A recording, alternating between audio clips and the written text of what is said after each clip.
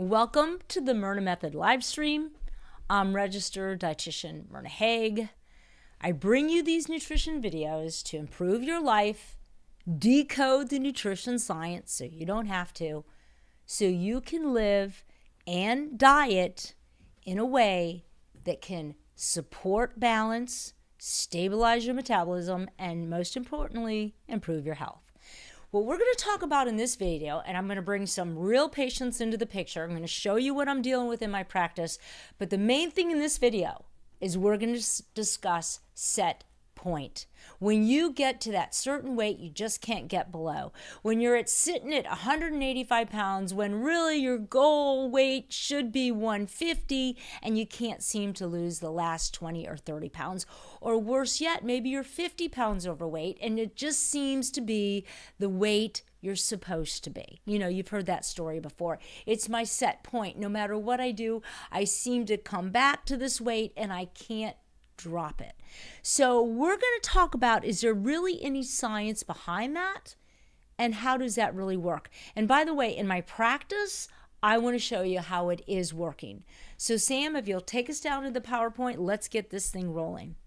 So last PowerPoint I did, I talked about, we're going to talk about how to break the set point in weight and what that's all about. But it did come off a last stream I did on the set point theory and if there's any truth or fallacy to it in general.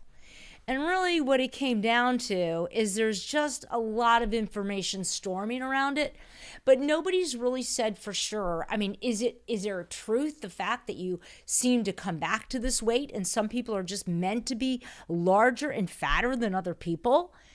And they talk a lot about, well, maybe it has to do with the mitochondria. These are some of the flip words that we see. It's your metabolism. Of course, they don't really tell you how it's your metabolism, or it's your mitochondria, or it's your appetite, or brain chemicals. These are the main terms that we see floating around that this set point theory is all sort of driving around, but no real clear direction. So let's talk about the definition of the set point theory. Set point theory suggests that the body strives to maintain a specific weight range, kind of like a thermostat that regulates the temperature. It proposes that the body has mechanisms to defend this set point weight. And it's super challenging to lose weight and even maintain any type of weight loss. It just seems to be, no matter what you do, there is this predetermined weight you seem to always fall in. So the core idea behind this set point theory is the body has some biological, predetermined weight range that it just tries to maintain. So bottom line, what am I hearing from my patients? Typically, well, I don't eat as much food as my weight might suggest. Or, my doctor keeps telling me to lose weight and I keep trying and it's just really tough. I struggle to lose weight even on a low calorie diet. And by the way, I always seem to gain it back, whether it's the 185 pounds or it's the 200 pounds or whatever that weight that you seem to always go back to is what happens. And it's a doggone struggle, and you finally just get to the idea that you're stuck. This is the weight you're supposed to be. We do all this body positivity around it. Love my body at a bigger weight, bigger size, because no matter what I do, I can't seem to lose it.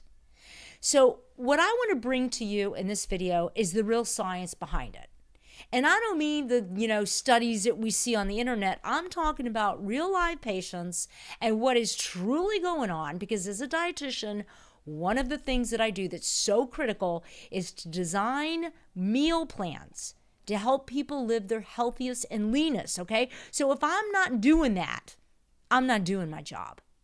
But I have to make sure it's healthy, because that's part of my fiduciary responsibility. I can't just give a diet plan that's just going to lose a lot of weight. By the way, anybody can lose weight on any diet plan. We have to give the diet that brings the most optimum health. And if you're over 60, it means I got to make sure you live to 95 or 100. It's got to have to do with longevity. So bottom line, how am I doing it? where is this really coming from as far as maintaining your ideal body weight and not getting these set points. So what it comes down to is what I call a muscle to weight ratio. And I'm going to come back to that because I'm going to drive it through some of my patients, and then we'll come back to how this all fits in and how it relates to you. But bottom line, it's people that are struggling to lose weight, they're on low-calorie diets, or they actually do lose the weight, and it always seems to come back to that specific weight. So first of all, let's talk about what muscle to weight ratio is, because in my practice, I really look at a certain parameter that I want my patients to be at to determine if they are at the right body weight. And what does being at your right body weight mean? Is it just a certain number on the scale that you look good in a pair of jeans? No, it's a little deeper than that. When you're at your ideal body weight, you have things chemically working for you from a health perspective. That means your laboratory values are all in the normal range. You do not have high cholesterols. Your body is working at its healthiest level. So an ideal body weight will get you there. But understanding how to determine that in pounds is what we're going to help you do here. So when we talk about muscle to weight ratio, we're taking the muscle mass you have in pounds and we're dividing it by your total weight. Now in my practice, I have an in-body machine that actually can test their muscle to weight ratio and their body fat. And I know in a lot of doctors' offices they have this. They're the impedance tests. They're fairly accurate. I feel the machine I have through InBody has been used in a lot of clinical settings. I feel pretty confident with it. But bottom line, I'm looking for a certain ratio. Now I'm going to come back to this. And I think at the end of the video, you're going to understand how it all sort of comes together. So let's right away talk about 3 patients. And what I want to drive home, the point I'm trying to drive home in this slide is what ideal body weight means and what metabolism means. So let's first start with ideal body weight. So ideal body weight is this range that we medically come up with that says we think your body needs to be in this certain amount of pounds. Now, there can be a lot of variability in that, and I'm going to come back to that, but this ideal body weight actually has a formula we use. So let me show you. And Sam, do I need to blow it up? I don't know how it looks in your area there. Just for each section I would. Okay, perfect. So where we get ideal body weight for women is that we start with 100 pounds and we say for every inch over 5 feet, we're going to add 5 pounds. So if a woman is 5'4", she's 4 inches above 5 feet. So that's 4 inches we're going to take for every inch 5 pounds. So she's going to have 20 pounds. 4 inches times 5, she's going to have 20 pounds, and we're going to add it to 100. So the ideal body weight for a woman who's 5'4" is going to be 120, and I give it a range of 10 pounds, 120 to 130 pounds. For men, what we do, we start with 106 pounds. Every inch over 5 feet, we add 6 pounds for every inch over 5 feet. So if you're 5'10", we take 10 inches, multiply it by 6. We're going to get 66, add it to 106, or get 60, add it to 106, and we're going to get 166.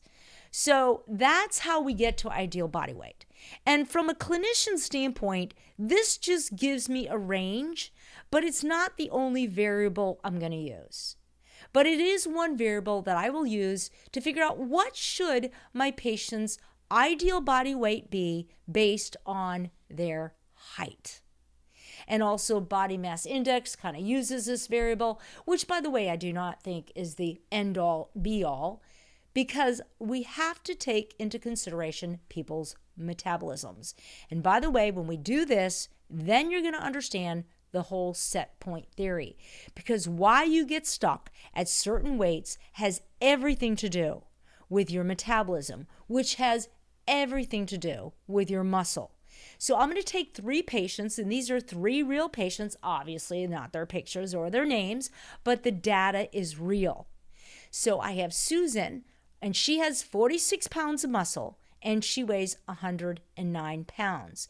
Now, all I want you to get in this video is that Susan's muscle weight, or actually in this slide, hopefully we'll get a lot more out of this video, but in this particular slide that I'm explaining, where I'm showing my 3 patients, is Susan weighs 46 pounds and her metabolism is based primarily on that muscle. So your muscle is what is so metabolically active, and then fat is not, and some of the other areas have small relative metabolic activity compared to your muscle mass. So the muscle is where we have most of the mitochondria. Those are the powerhouses of the cell. This is where all the action is, folks. And this is where we can really see what people's burn rate, what are the calories that they're burning to maintain whatever weight they're at.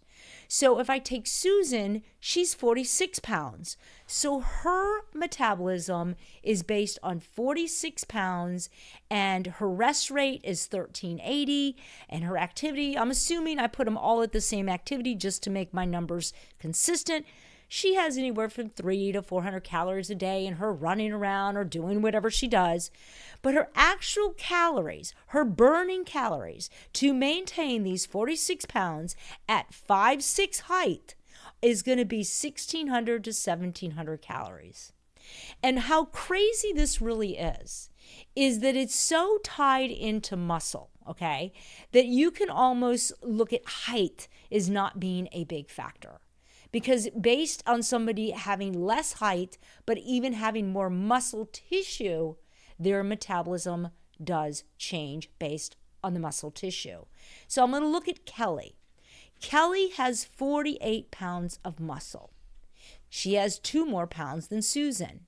By the way, all these women are 5'6", so we kept that variable the same, and all of them we're assuming should have an ideal body weight of 130 to 140. Kelly's metabolism, the amount of calories she burns a day, is going to be based on those muscles. So because she has 2 more pounds than Susan, her actual burn calories are a little higher, anywhere from 1,700 to 1,800. Now, I kind of put actually what I think they're burning for the day. And why I looked at what they're burning for the day is I looked at the amount of pounds they weigh. So if I look at Kelly, she's actually at 135 pounds. Kelly is at her ideal body weight based on the formula of her height. Susan, she is still 5'6". She should weigh 130, maybe to 140, but she weighs 109. So Susan, although she has some good muscle, she seems to be underweight. But the point I want you to understand, if I just look at their metabolisms, I'm going to base it on their muscles. They're not far off. I'm going to go to Anne. Now, Anne is also 5'6". She has 62 pounds of muscle, and her metabolism is going to be 100% dependent on that muscle. So for Anne, because she has a lot more muscle than Susan and Kelly, the burn rate for her is anywhere from 1,900 to 2,200 calories. Those are the amount of calories it takes to maintain those beautiful 62 pounds of muscle. Now let's go back to Anne's weight. Anne weighs 220 pounds. And her muscle to weight ratio, and I'm going to talk about that with each of these women, because this is where it's going to make a difference when we look at set point, is Anne's muscle to weight. The amount of muscle she has based on the amount of weight she is 28%. Kelly has 37% and Susan has 43%. As a dietitian, when I'm trying to determine my patient's ideal body weight, because so much depends on that ideal body weight, in figuring out their macronutrients, and even as a clinician in general, I want to be able to get that right. So the ratio that I use is a 40% muscle to weight ratio for women. And by the way, in this video, I'm just going to stick with women. Maybe next week we really nail it down for the men. But the information it's just really overwhelming to an extent. I don't want to bring too many balls into the picture. I want to just get some main points here home. The main point so far is that your metabolism is based on the muscle.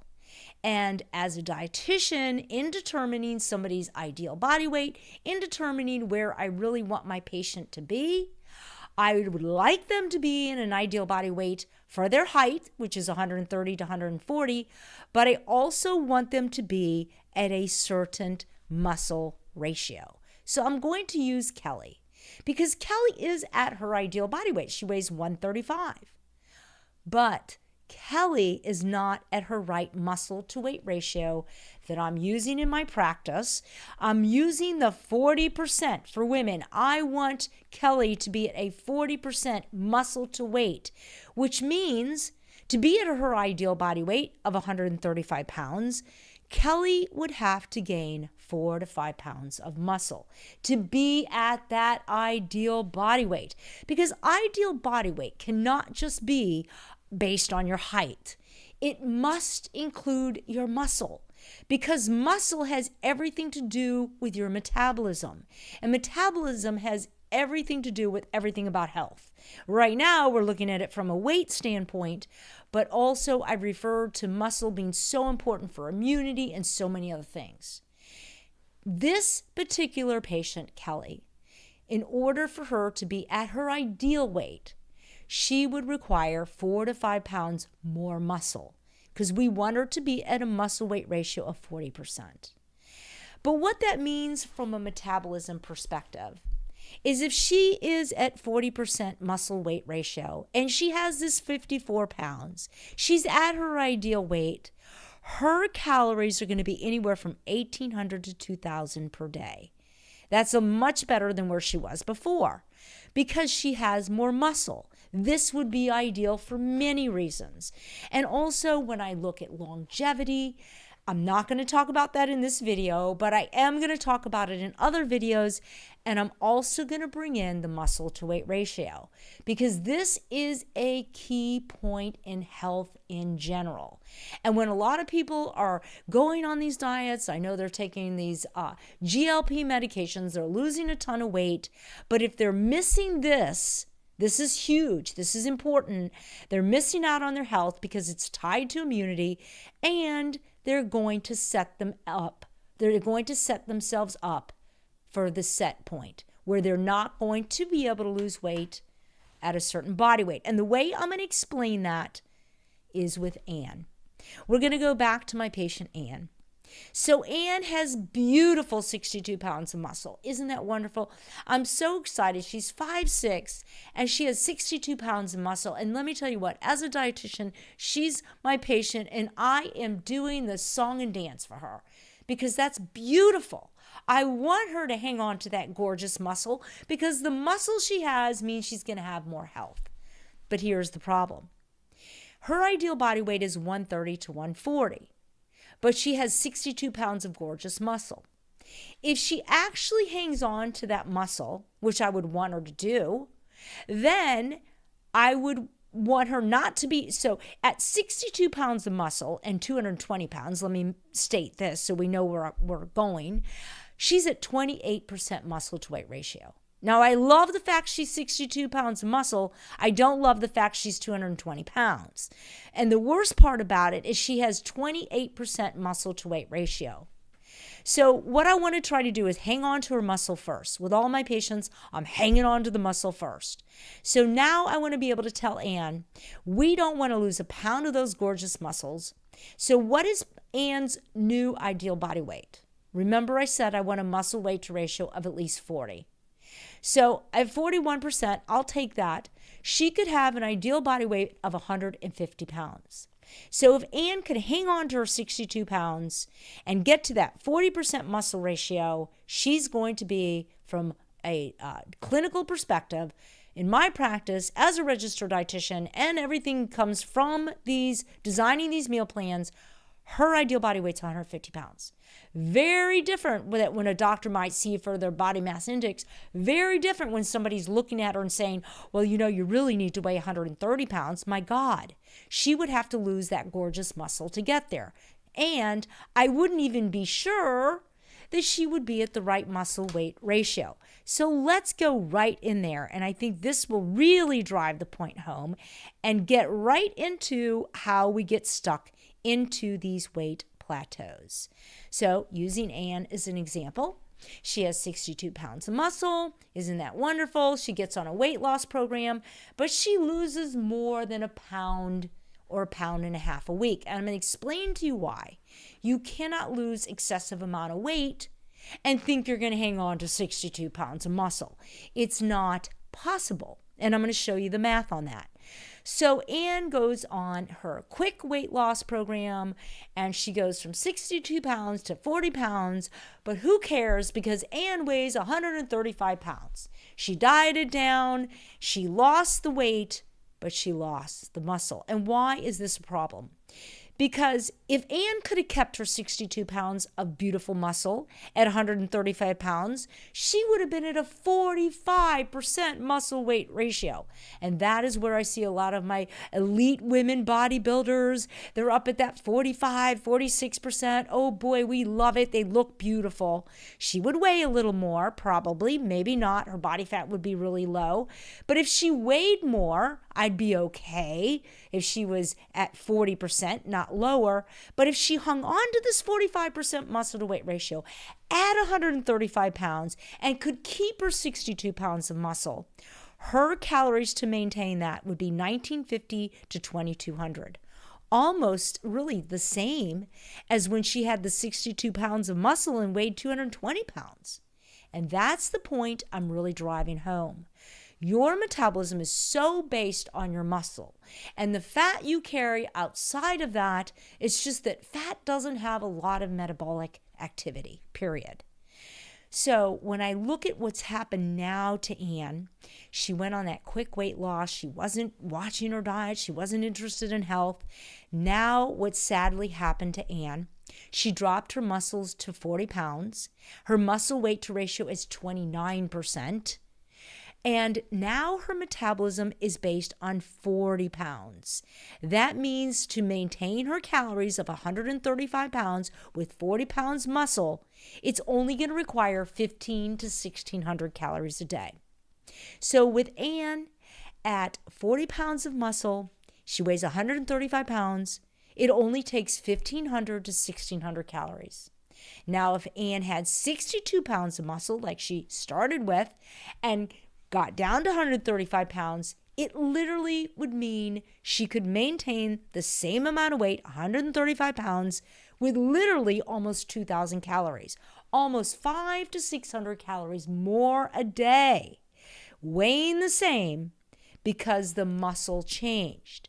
So this is a real aha moment for a lot of people. I know you've heard people tell you how important muscle is and maintaining it helps with your metabolism. But now I'm going to drive it home as to the set point theory and how this works. So let me find the slide. There we go.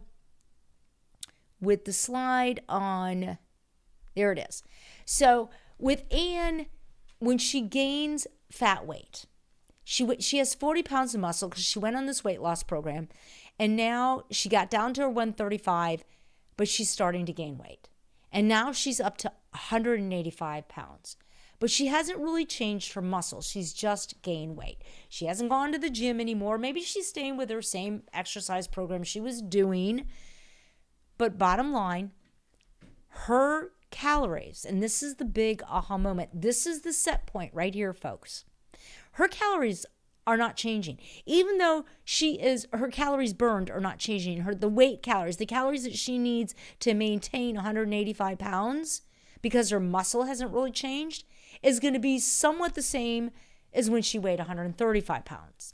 This is what I'm seeing in my practice, is that people get on some weight loss programs, they lose a lot of muscle, maybe they're doing a lot of fasting, they're doing a lot of things that are not conducive to really properly doing it, to understanding there is a way of losing weight and a way not to lose weight. So just losing weight by itself is not the ticket, folks, because you're just kicking the can down the road.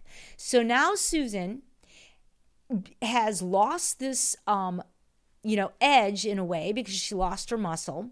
And because she lost the muscle, she can only consume this amount of calories based on her muscle that she currently has. And as she gains weight, she doesn't get to gain the advantage of a faster metabolism. So all of a sudden, this 185 pounds sort of becomes her set point. Because unfortunately, her calories are as if she's somebody that weighs 120 or 130 pounds. Her calories are not reflective that she's burning of the weight she is. And that's why so many times patients will come back, and I'm going to go back to that slide because I think it's important to come back to what patients are saying, their perspective. I don't eat as much food as my weight suggests. I struggle to lose weight. It seems like I always come back to the same body weight. Well, this is all tied to this muscle ratio. This is all tied to your metabolism. And why you keep coming back is because it's almost going to be impossible to lose. If you weigh 185 pounds and you have 40 pounds of muscle, think of poor Anne. She's got to try to get down to 135 pounds. And logically, she's going to believe, I just got to drop my calories. And she goes on these crazy diets. She gets her calories down to 1,200. Now, I'm not saying she won't lose weight. She probably will. She'll lose maybe a pound every 3 weeks. It'll be a struggle because who can live on 1,200 calories? Or she'll go on a medication that actually will have her forget to eat because it blocks all your sensors. So all of a sudden she's eating 900 calories a day, or she forgets to eat, whatever that is. But bottom line, she's losing weight because she's trying to really reduce the calories. And we don't even know what that's going to do in further dropping her muscle mass. Maybe dropping her calories and her set point, making it even more difficult. So in my practice, I find this is the real set point. And bottom line, quick weight loss can actually reduce muscle. This actually slows down your metabolism, and I just explained why. And bottom line, it'll all come back and you will hit these weight plateaus. And also, when I get to someone's ideal body weight, it does help me when I'm setting their parameters for their macronutrients. I'm a registered dietitian. I believe in a balanced diet. So I obviously believe in getting protein, carbohydrates, fats, and fibers right. Because there's a reason why the body needs to have them at a certain percentage, and it is based on your ideal body weight. And obviously, if you have more muscle, that ideal body weight's going to be higher. So let's talk about keeping the muscle. Because to me, it's not losing the muscle as you're trying to lower the fat. Ideally, and a lot of people don't like when I say this, but I'm going to show you the math behind it. Really, it's going to be impossible to be losing, if you're losing more than 1 pound to 2 pounds of weight, depending on how much weight you're looking at. If you're losing more than that, you're probably not really losing fat. I mean, you can dehydrate your body, and I'll get to that. You can do a real low-carb diet, a keto diet. You lose a lot of water weight, and so it'll come off at pounds on the scale.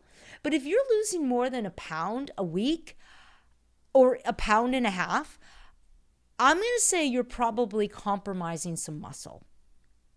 So when I look at how that works from a numbers perspective, and let me just take you there because I think this is a good one to do. I think I did that one. Here it is, the slide on that. So I'm going to use Anne. Poor Anne. We're really picking on Anne. Don't mean to pick on Anne. But anyways, with Anne, if she has 62 pounds of muscle and she wants to hang on to that muscle.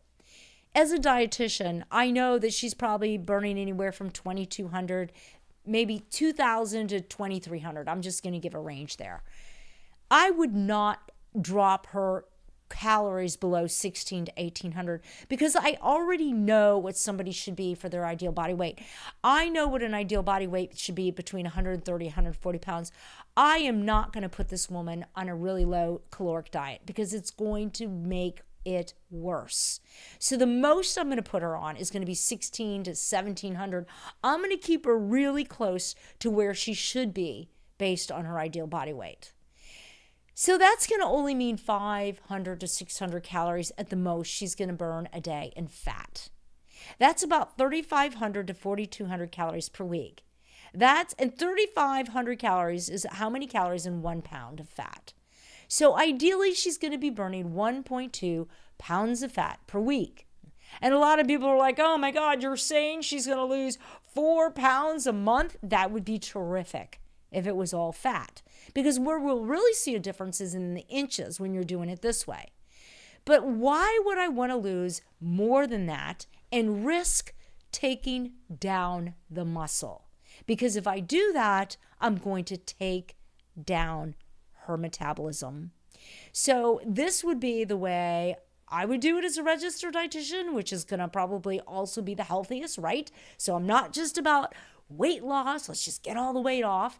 I'm about sustaining your health in the future. And if Anne is anywhere close to my age, I got to worry about longevity. And trust me, if she loses 20 pounds of muscle, good luck over 60 trying to gain 20 pounds of muscle back. A lot of hard work to do that. So if you already have the muscle, last thing I'm doing is compromising it. So let me tell you how we want to keep the muscle. Number one, I really don't want to lose more than a pound, maybe 1.5 pounds a week. I want it to be fat, not muscle. I want to keep the ideal protein grams for the day. I want to make sure that you maintain the amount of protein you need for the day. Because if you're not eating the right amount of protein, I don't care how much you're working out, you're not going to be able to hang on to the muscle. We've got to make sure that we keep our protein grams where they need to be. That's taking your current body weight. That's a mistake there. That's not ideal. Taking your current body weight and dividing it by 2. So if you weigh 200 pounds, you divide it by 2, it's 100 grams of protein. That's going to be minimum, folks, minimum. So if you weigh 220 pounds, you're going to divide that by 2. So we know it's going to be about 110, 105 grams approximately of protein a day. And then I want to take your ideal carbohydrates for the day. I want to make sure that you get the right amount of carbs. And a lot of people say, boo-hoo on carbs. I don't have a lot of time in this video. I'm not going to go into why muscles need carbohydrates and need protein. Muscles actually want both of those for you to get maximum muscle output and maximum muscle gain. It's not what this video is about because that would probably take me another hour. We will talk more about those in other podcasts, and I have before. But I want to make sure your muscle gets the right amount of protein and gets the right amount of carbs. How much carbs do you need? You take your ideal body weight, and we gave you the formula for that. Remember, you take your 100 pounds if you're a woman, every inch over 5 feet. You add 5 pounds. If it's men, it's 106 pounds. Every inch over 5 feet is 6 pounds. But bottom line, you take that ideal body weight and you multiply it by 1.3. And that's going to give you a pretty good estimate. And that's going to tell you that your muscles would like to have those carbs with the protein to get maximum output. Okay, so and there's a right way to eat those carbs. I'm not going to go into it here. How you balance your diet is super important. All I'm giving you right now is the formula in keeping your muscle. And then the other part of the equation, this is like if I was creating a recipe, I'm making you a muscle. This is what it requires. Also, I want to make sure to exercise with vigor. Okay, so it's not just leisurely moving for 30 minutes. And the CDC, Center for Disease Control, says minimum we need 30 minutes 5 times a week, vigorous, right? So you need to do it where you're really feeling some muscles moving. So that's the formula. So if you are overweight, don't want you to lose massive amounts of weight. It's not going to work. Want to make sure to keep the protein right and the carbs right. And I want to make sure to do a minimum of 30 minutes of vigorous activity. So when I talk about carbohydrates, I've got to go there. Muscles want carbs, folks. Carbohydrates, just the word itself. Carbo means fuel. Hydrate means water. For every gram of a carb or glucose you bring into a muscle, it's going to bind with 3 grams of water. You literally combine. When you take that glucose and it finally gets into the muscle, it's called muscle glycogen. And muscles want a certain amount of muscle glycogen. When you don't get that, like you're on a low-carb diet, you're going to dehydrate the muscles. You can drop 5 pounds a week of water on a low-carb diet. because you're going to lose the water in the muscle. Drink all the water you want, folks. Doesn't matter if you're having a low carb diet, you're not going to be able to get that sticking to the cell because the cells need carbohydrates to help hydrate you at a cellular level. Also not very healthy, right? I don't want that because I want you to be able to work out vigorously. And when muscles are dehydrated, they typically don't work as well. And they also need glycogen, and they also don't work as well. And by the way, the glycogen can also help bring that anabolic hormone insulin to actually even create more muscle. So there's a lot of science why muscles want carbs. And if you have a muscle that doesn't have a lot of carbs, like you deplete yourself of carbs, I talk about this all the time, you can have an addiction for carbs. Because when you deplete the muscle of glycogen, you go on real low carb diets, then what happens is a neurotransmitter goes to the brain and all you want are carbs. You literally crave sweets, which explains why a lot of people have food addictions. They're active, they seem to do well, and all of a sudden, one little bowl of granola turns into a bag, or a few chips is the whole bag of chips. These sometimes can be the muscles low in glycogen. So it's never the right way to eat. I know a lot of people do it because they love to see that quick weight loss. And also true, if you don't get adequate protein, your body begins to eat you for it. And that can really drop that muscle ratio, right? Because you need protein every minute of the day. Your body needs a certain amount for your size. You can't just eat it all in one meal. So there goes that fasting idea, eat one meal a day.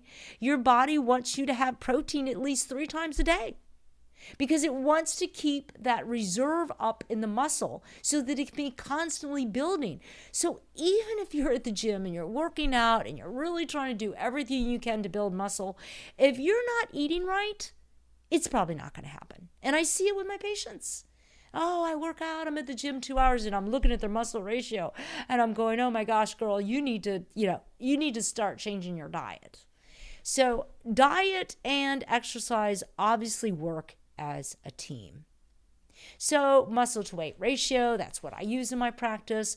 I do want people to be at their ideal body weight, but muscle is always king in my house. So losing weight too fast can lower your muscle to weight ratio. It decreases your metabolism because your metabolism is based on the muscle. It makes it impossible, really, truly, to maintain your leanest weight because you don't have enough muscle to be lean. That's a hard thing in your head to get around. Losing only approximately 1 to 2 pounds of fat per week saves the muscle. And I would say 2 pounds may be too much unless you weigh 400 pounds. And also removing food addiction. And again, if you're doing a really low carb diet, one of the big food triggers is deplete the muscles of carbs and all you want are carbs.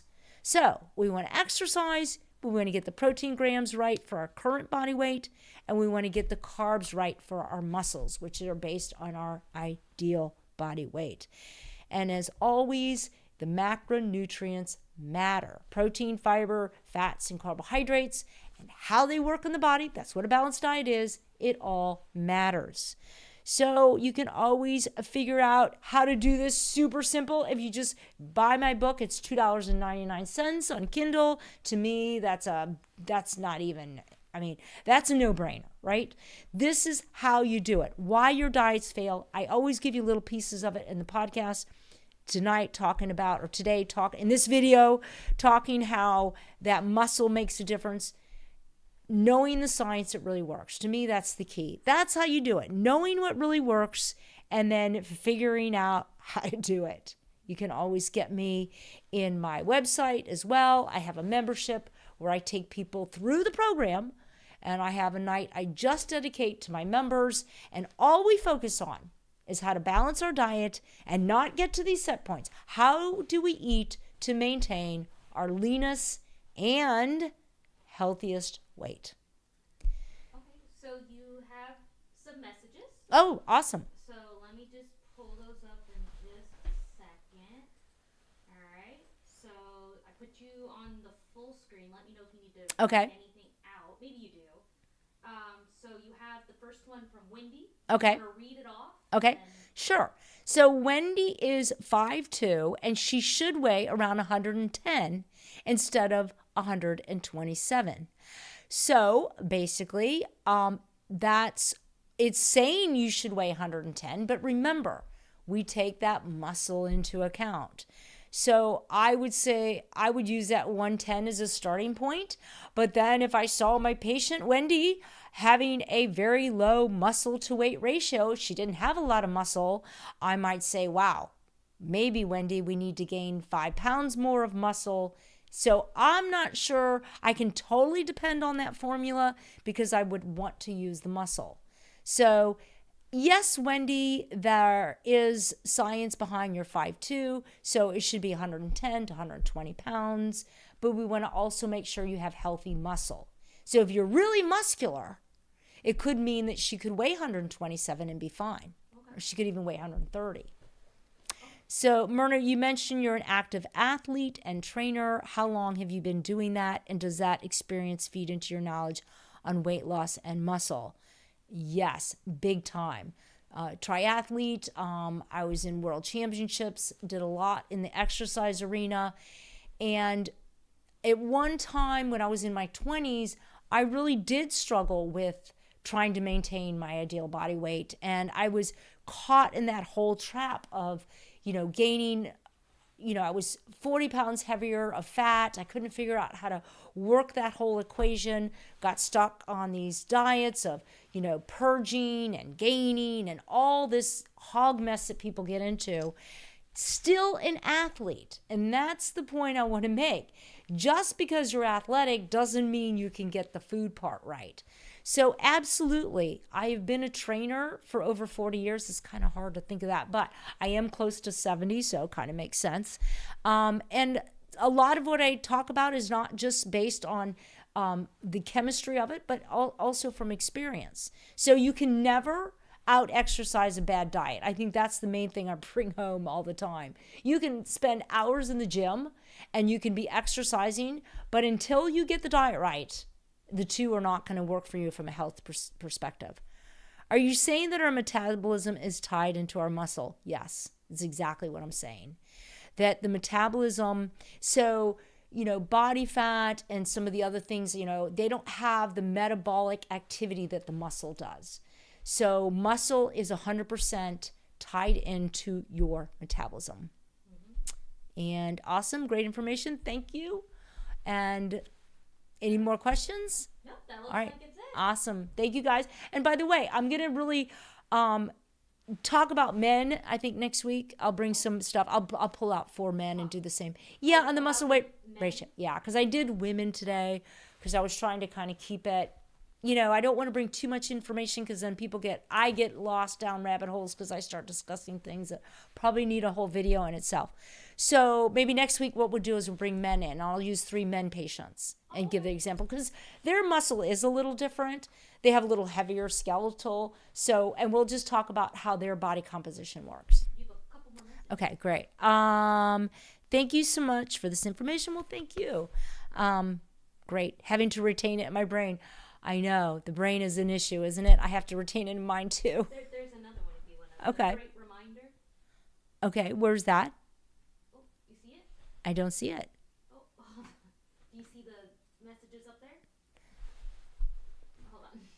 I don't do IT really well, guys. I do nutrition much better. Do you see from I've got? I don't. That's what happens when you get to be my age and she's her age, okay? Because she's got this whole thing down. Am I in trouble because I don't see it? It could be a tech issue. But, Oh, wait a minute. I missed the first 30 minutes. Yeah, you need to go back and watch it. It says, great reminder to not just depend on numbers on the scale. I was told by a doctor that I was obese based on my BMI, but my body fat was 23% with a high amount of muscle. Awesome. And if you were my patient, I would be jealous of you when I get you on there and I see you've got all this gorgeous muscle because, my God, if you can hang on to that, it's so much easier to hang on to muscle than try to gain it. So the last thing I want to do is rip you off on that one. So yeah, I think when they're telling everybody to just lose weight, it's such a disservice. And there's also so much immunity. I did a podcast on that, and I was kind of blown away. I was getting my CEUs for my licensing, and I took this course from this doctor in England that literally in the emergency room, he brings in the impedance test to test his patients because he realizes if the muscle drops too low, he's got death on his hands. And he's showing that if the muscle drops too low in ICU, I'm going to have infection, pneumonia, and they did all these studies on it. And I was so fascinated by it that it took me down that rabbit hole. And I was like, oh my gosh, there is so much tied into our muscle. And I do want to talk more about that because it's not just muscle mass that I talk about here, but also there's muscle capacity. And I'm not going to get into it now, but it's really cool. So what I wanted you guys to get out of this is that why we get the set points is because it all has to do with this muscle. And hopefully it made sense when I talked about how we get stuck in this place of what we actually weigh and what they say we should weigh. But anyways, I'm rambling. Enough with that. Don't forget to like. Oh yeah, don't forget to like and subscribe. That's right. Thanks, Sam. All right. Okay. Till next time.